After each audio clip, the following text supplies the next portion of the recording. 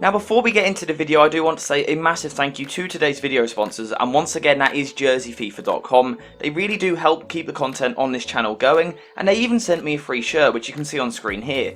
And as you can see, I got the new Manchester United home kit, and genuinely the kit really is top quality. I highly recommend their products. So make sure to get in a link in the description down below, and now if you use code jerseyfifa at checkout, you'll get 10% off your order. You get a great football shirt and you help support the channel, which I really do appreciate massively. So I've seen a lot of conversations on Twitter recently discussing whether Spurs or Arsenal have had the better transfer window.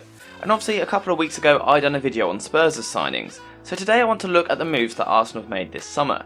So we're going to start in the defence and then sort of move our way through the thirds. So we'll actually start with the most recent signing, which was the signing of Zinchenko. So let's take a look at how he will fit into the team next season. So I think the most obvious thing to talk about is the fact that Zinchenko will bring bags of versatility, and that actually makes it a little hard to predict where he's going to play. Because of his impressive versatility, he can play in a few different positions.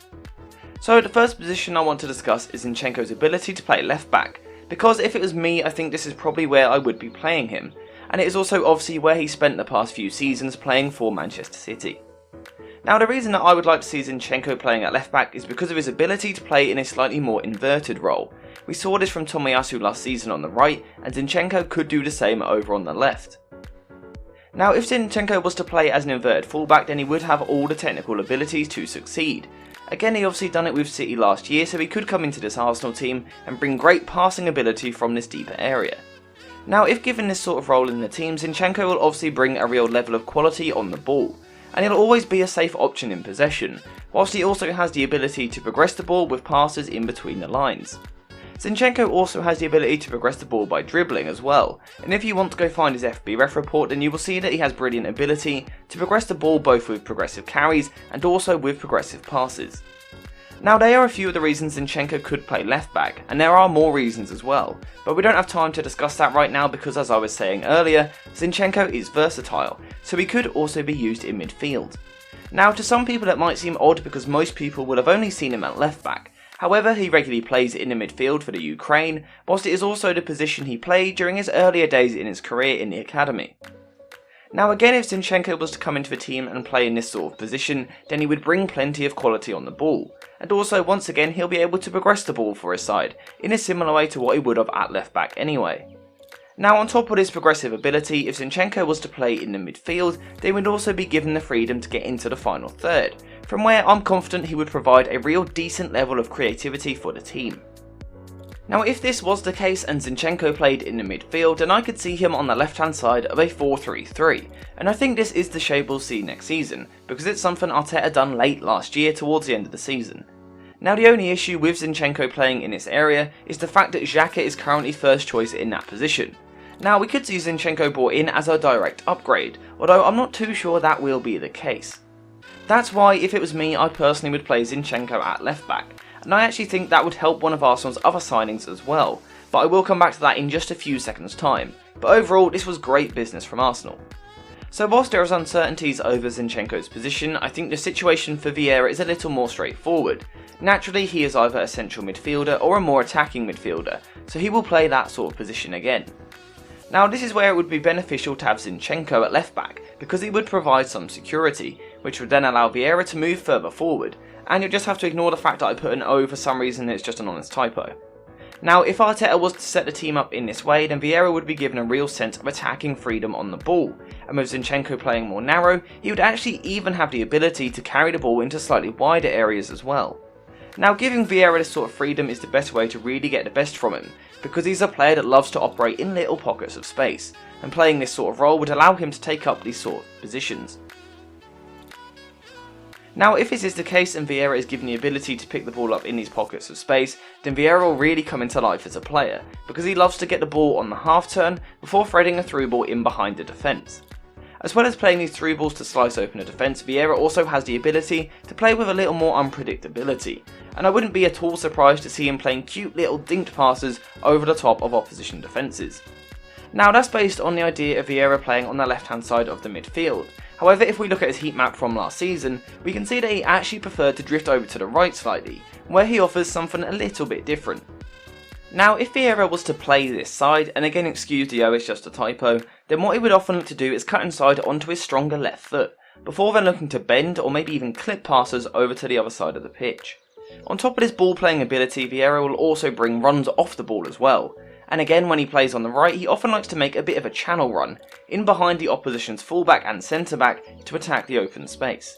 Now ideally I think this would be Vieira's best position, however the issue is this is where Odegaard plays, and Odegaard was so brilliant last season that I don't really see him being moved, and I certainly doubt that he'll be dropped. Now obviously that means if Vieira wants to get into the first team then he'll have to play on the left hand side of the midfield. But again I think we're more likely to see Zinchenko or Xhaka there, so I am worried a little bit about his game time next season.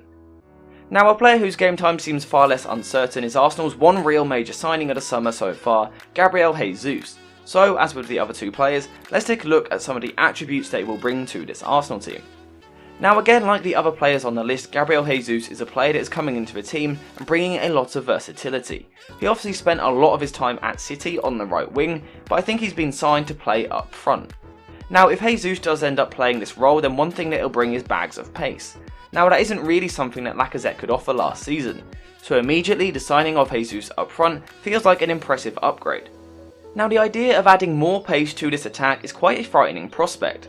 Last season Arsenal were really threatening on the counter-attack with the energy of some of their young forwards, and the pace of Gabriel Jesus is going to add to that further. Now as well as having this ability to run in behind and stretch the defence, Jesus does also have the ability to go the other way as well, and he is more than capable of dropping away from the front line in an attempt to try and link the midfield and attack.